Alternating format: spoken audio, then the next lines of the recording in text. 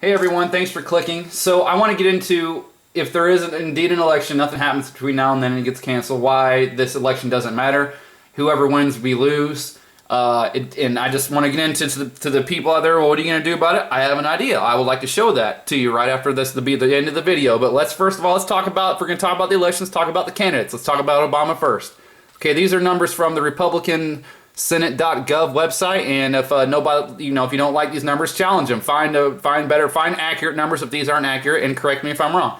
But anyway, let's go through a couple of them here. Unemployed Americans up 39,000, total jobs down 61,000, gas prices up 98%, middle class income down $4,500. Americans in poverty, 6.4 million. Food stamp recipients up 46%. Federal debt up 52%. The debt per person up $16,700. So every man, woman, and child, as soon as you have a baby, if you're having a baby this year, as soon as that baby is born, before it even has a name or takes its first breath, that baby owes the government, as of right now, $51,484. So let's get into a little bit more of this here. Now let's hear from Barack Obama himself what he's doing. Let's hear a little bit from his campaign. And in fact, let's hear from last year, 2008 too. That we must take. There are plenty of steps we can take right now to start getting our economy back on track. To help create jobs and grow this economy. If we are going to deal with our dependence on foreign oil, We're going to end our dependence on foreign oil.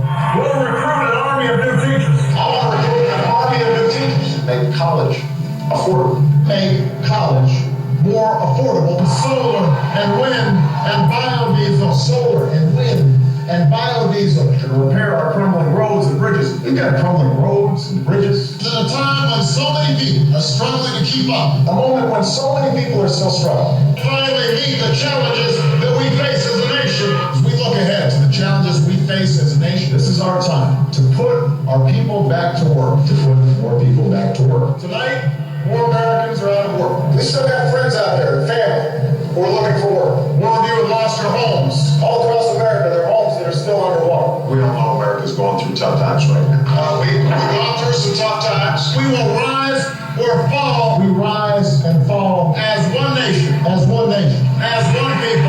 As one people. It's time to realize that we are in this together, because I believe we're all in it together. That America is a place where you can make it if you try. A place where you can make it if you try. Because I believe in you. Because I believe in you.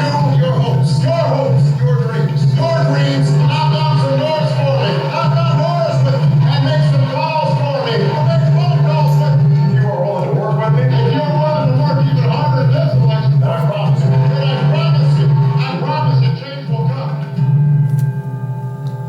Okay, so if he's saying the same stuff he is now that he did back in 2008, and I just read to you what's happened the last 4 years, I don't know why anybody would vote for him. Maybe that's why elections are every 4 years and not every 4 months. So, as people are like, didn't he just say this exact same stuff he was going to do 4 months ago? 4 years ago, nobody's going to remember that. Ain't that amazing? This is just my theory, though. Okay, now let's get into to Romney here. Let's see what he's got to offer. Let's see if he's decent at all. Let's see some of his stuff. I'm running for office, for Pete's sake. Who is this guy? Can you trust him? I have never supported the President's Recovery Act or the stimulus. No time, nowhere, no how.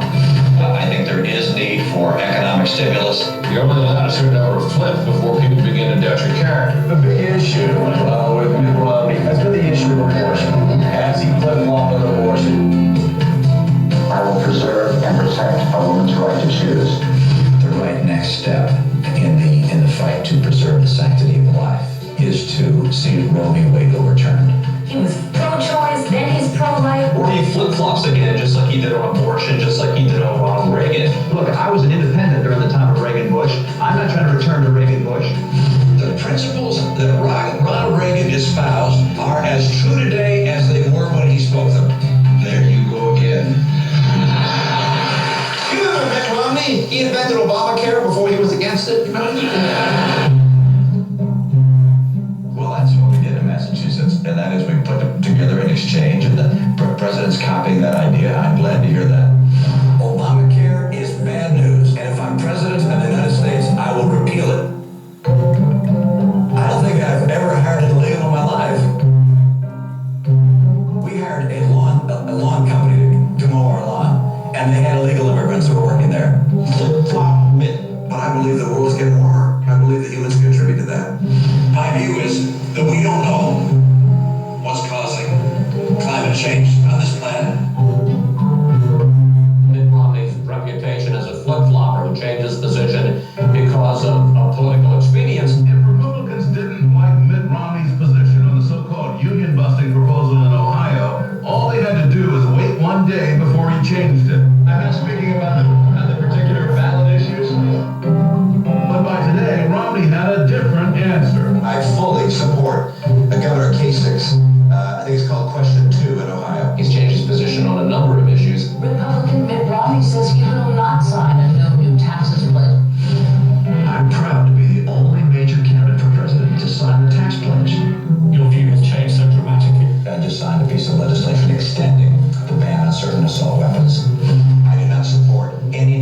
legislation of an assault weapon ban nature.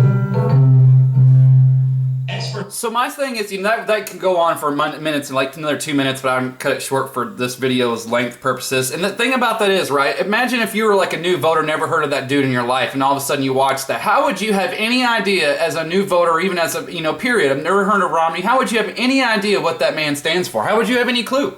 How would you know what he really, really believes? You wouldn't. So let's go into a couple things about, you know, I want to touch on a couple things real quick with him that were mentioned in that video. Okay, first of all, this little thing, Obamacare, really bothers me. I'm going to focus on 4 points here, but I want to read this to you. Obamacare was one of the worst pieces of legislation ever passed by the U.S. Congress. Mitt Romney says that he would repeal Obamacare, but the reality is that Romneycare was what Obama was based on. In fact, a recent MSNBC article brought to light some new information about the relationship between Romneycare and Obamacare. Newly obtained White House records provide fresh details on how senior Obama administration officials used Mitt Romney's landmark health care law in Massachusetts as a model for the new federal law, including recruiting some of Romney's own health care advisors and experts to help craft the act now derided by Republicans as Obamacare.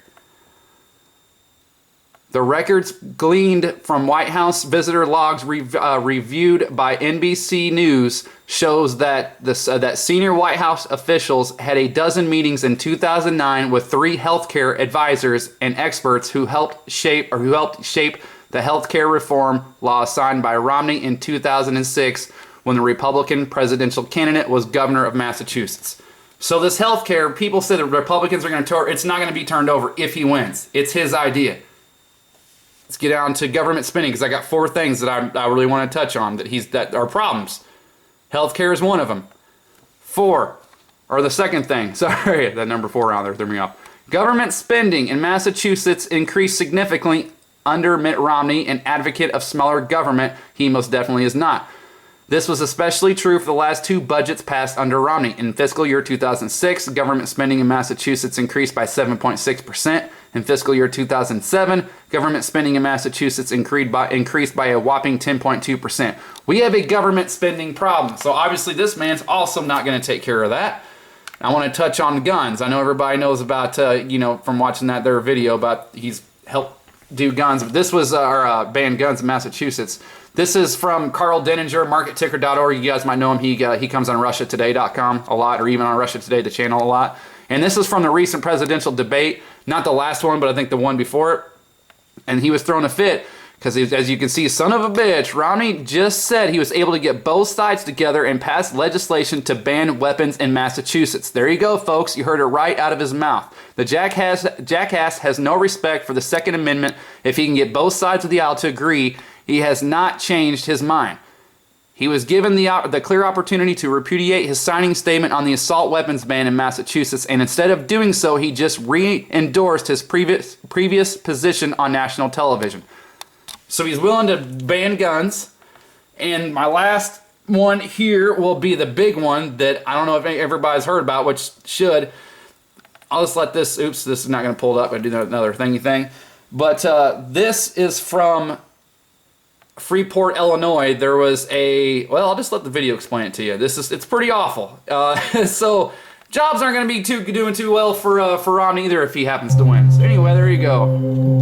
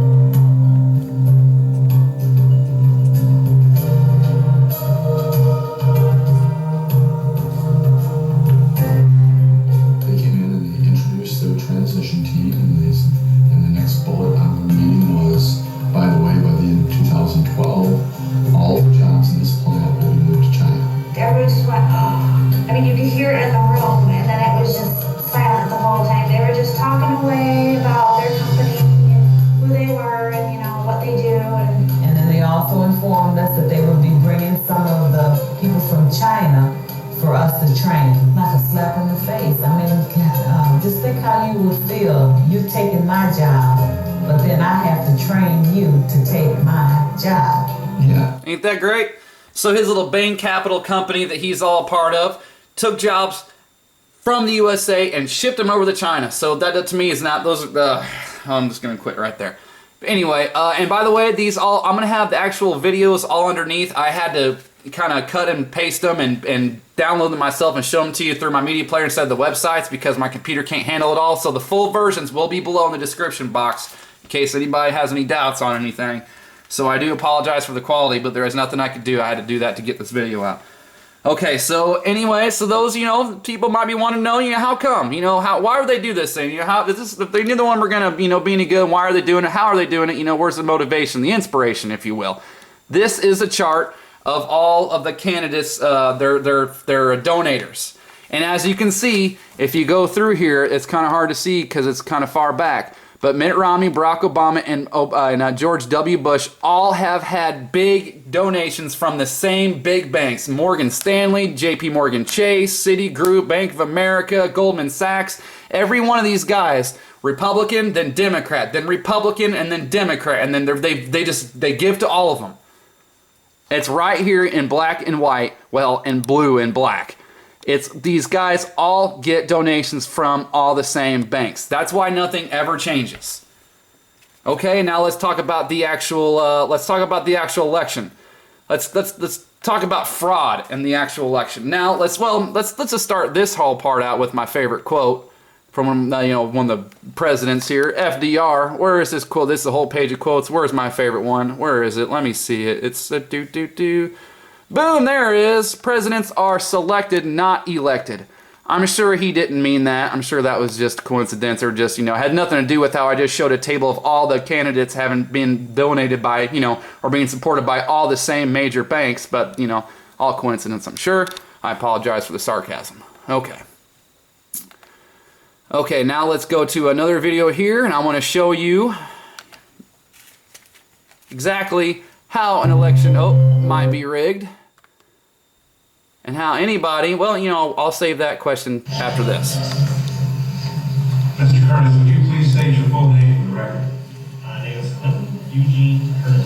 Where do you reside? LIC, Florida. And what is your profession? I'm a computer programmer. Would you please speak into the microphone so the audience can hear your testimony? I'm a computer programmer.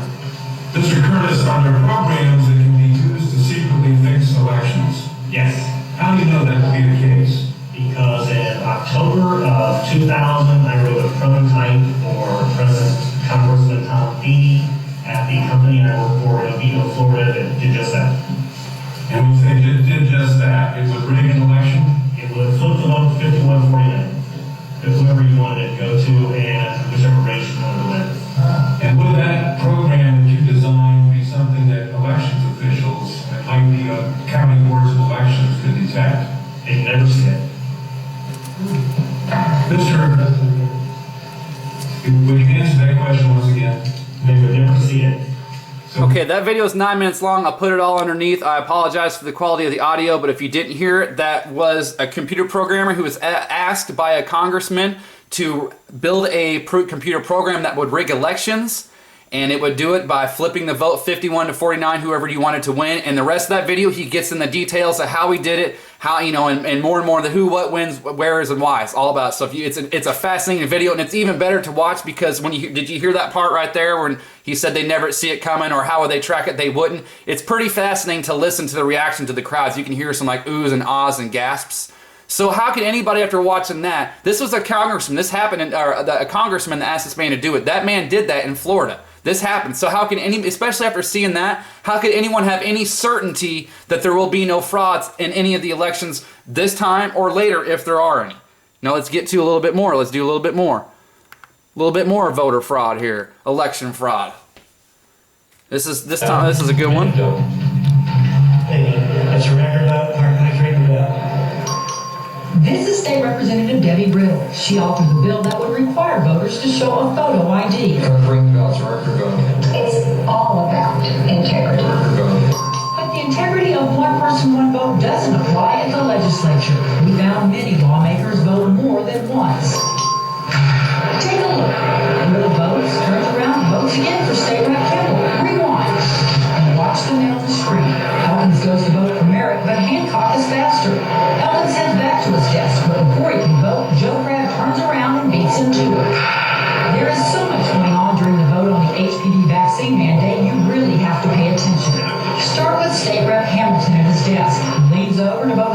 time for his desk mate, Dan Branch, then reaches back to vote for Charlie Howard and casts a fourth vote for Wayne Smith. He's not the only one scrambling to vote.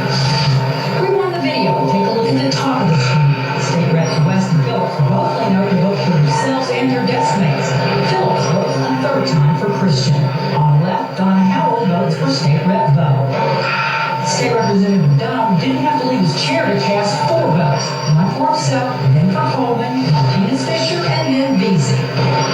Sometimes the voting is across party lines. Harton, a Republican, reaches back to vote for Democrat Oliveto. Democrat Matt Reynolds votes for Republican England, and Republican John Davis votes for Democrat Noriega. Most voters have no way of knowing if their lawmakers are actually casting their own vote. Even though the legislature is broadcast on cable TV, the cameras change from this to this. How when it's convenient. time to vote. But if you're sitting on the third floor gallery, I certainly noticed that there appeared to be far more votes on the tip board than there were people in Isn't that great? Now, how about just like here and now, you know, like one-time elections, like say, on the floor of the Republican National Convention that happened last month. Down to the resolution. All in favor signify by saying aye. All those opposed, no. Any other chair, the ayes have it. The resolution is adopted. Without objection, the motion is laid on the table. In the opinion of the chair, the ayes have it. How can the Speaker of the House determine clearly how many voted aye and how many voted no? Listen again, but this time to cell phone video from inside the crowd.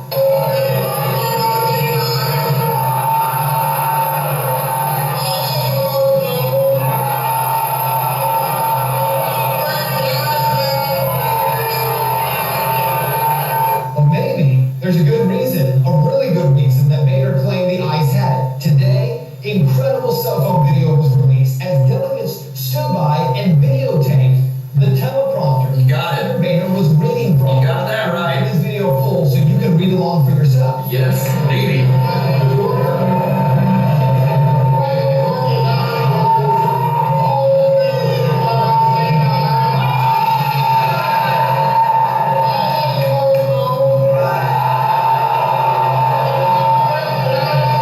In the opinion of the chair, the ayes have. You see, like he's reading from a script, like it's already predetermined, almost like the whole voting process was just a sham to make people think something was going on. It's pretty, you know. So how could you watch all this stuff and really think that each and every election really is 100% clean? There's no fraud. No, I mean, I just don't see how it could happen. Now let's go into even one more little thing. I don't know if anybody knows this, but look at this now. For some reason, this election, we're going to have international vote monitors. And luckily, states like Texas are saying, don't get your freaking grubby hands in our election, because you want to know why? Because their attorney general happens to think, where's this little quote that I like a whole lot? Let's see, where is it? 4 months.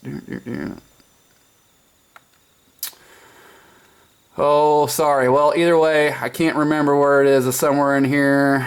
I just want to... I gotta see it because it's awesome. There we go. Right here.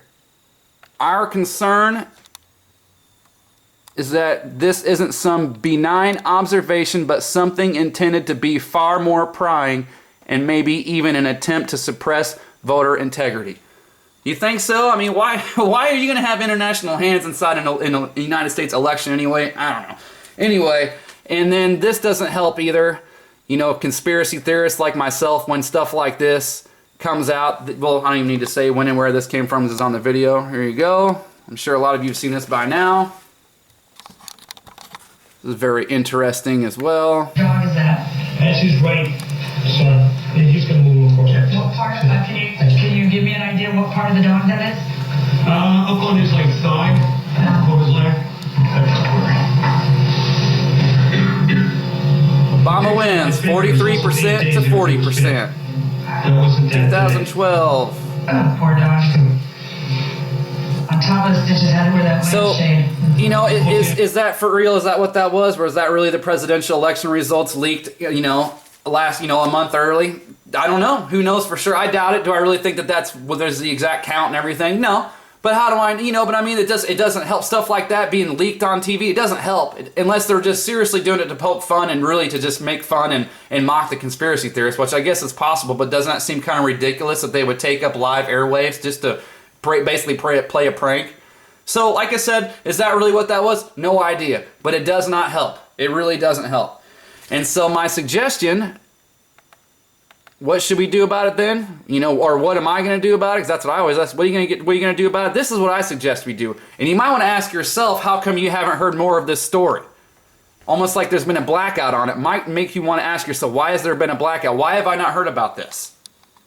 It would have been a bigger debacle. It would have been the government taking over. The government doesn't know what it's doing. And we just said we needed their expertise. No, we had to. We had to give all of the money to the banks and almost none of it to the homeowners. Why? Because it would eventually help the middle class. Now, did it trickle down to us? No, not really. The banks mainly kept it, and that's why we're still in a rut. We haven't really recovered after all these years. But we were told we had no other choice. But that's interesting because it turns out there is another choice, and Iceland decided to pursue it. Back in 2008, they also had an epic collapse, and in fact, their banks defaulted on $85 billion. And especially for the size of Iceland, that is gigantic. So they had an enormous problem. In fact, their debt-to-income ratio back in 2008 was an unbelievable 240%. So the size of their problem was even larger than the size of our problem when you look at it per capita and proportionally. So huge problem. Well, then obviously you need to make sure the banks are afloat, right? Otherwise, they can't take the action that they need to take. Here's what the people of Iceland decided instead. No, we're coming for you. And not only did they have protests, but they were starting to throw rocks at the parliament building and saying, we're not going to take this crap. So instead, this is the route that they went. They indicted their former prime minister, Geir Haarde, who of course I have no idea how to actually pronounce his name. Sorry for all the mispronunciations. And then they decided, well, that's not enough, so let's go ahead and arrest the former chief executives of the 3 biggest banks. So there they go. And over 200 criminal charges for the bankers. Now wait, we were told here in the United States, well, you can't do that. No, these are the bankers. You can't do that. You'll destroy their economy. In fact, not only did they do that, but the former CEO of one of their top banks, Landsbaki Islands, got stints in solitary confinement. They Bradley Manninged. We Bradley Manning people who are actually trying to expose what the government is doing wrong. They do it for people who actually destroy their economy. Who's more logical? Well, let's find out. So what was the result of all this? Well, this is interesting. They decided to give actual relief to the homeowners. So what they did was they forgave debt exceeding 110% of home values. So if you were underwater and it was above 110%, they just forgave that portion of the debt. Now here in the US, that makes people in power's headaches. Well, how could you, these irresponsible people? Who, the bankers who crashed the economy? No, I love those guys. No, the homeowners who got tricked by the bankers into taking these loans with exploding interest rates. But no, we can never forgive them. But wait, Iceland did it, so we'll see how that turns out. And then they had a loss equivalent to 18% of the gross domestic product. The banks did. Again, we were told, but it's 13% of GDP for the banks. What can you do? They don't do it. And the debt was relieved for more than a quarter of the population. Again, here they would say, no way. That's actually helping real citizens. That would be a death knell for the economy. Okay, interesting. So how did it turn out? Oh, damn it. Look at this. In 2009, their economy tanked. It shrank by 6.7%. So I guess they were right? Iceland's economy goes down in 2009 to 6.7, down 6.7%. So they were right. Wait, wait, I'm getting further numbers here. What am I hearing? Oh, it turns out that in the ensuing years, in 2010, it went up 2.9%. And then in 2011, it went up 2.4%. In fact, it is now doing much better than the European Union. And it's even doing better than the Organization for Economic Cooperation and Development. Those are all the developed countries. So they're beating the rest of the world. But wait, I thought that if... Isn't that interesting? How come we haven't heard of that? So that's my solution. Start small, start with your friends, start with your neighbors, take a little piece of paper and you knock on the door and you say, hey, you tired of having a currency that's constantly losing its value? Are you tired of having to pay for stuff to keep you and your family alive that keeps increasing in cost? Are you tired of endless wars? Are you tired of crime getting worse and worse and all sorts of corruption and all sorts of fraud? If you are, then sign here. If not, thank you for your time. We'll do it without you. Why we're not doing this, I have no idea. But I have my own theory that Americans love to bitch. If we don't have nothing to bitch about, then we got no reason to live. Because why we're not doing that is beyond me. Why we can continue, and not only that, stick up for this whole process. Get pissed off if you say the elections are rigged. Get pissed off if you say your vote doesn't count. Oh yes it does. Where is your proof that says that otherwise? So I'm doing this for everybody who's on the same page as me, because you know just as well as I do, in the next 10 days, when your family and friends ask you why you're not voting, or ask you who you're voting for and you say no, they say, oh, that's dumb. That's the only choice we have. Are you sure about that? That's the only choice we have? Are you sure? Maybe we need to watch something together. So I'm doing this for, hope this helps. I hope this helps everybody, because I'm about to be targeted because both my parents are voting and they think we need to get a Republican in there to fix things. Great. Good luck with that. Thank you all for watching. To my subscribers, I love you all. Thank you very much. I appreciate your time. I appreciate your support. I appreciate your positivity. Thank you very much. Good luck if you do this.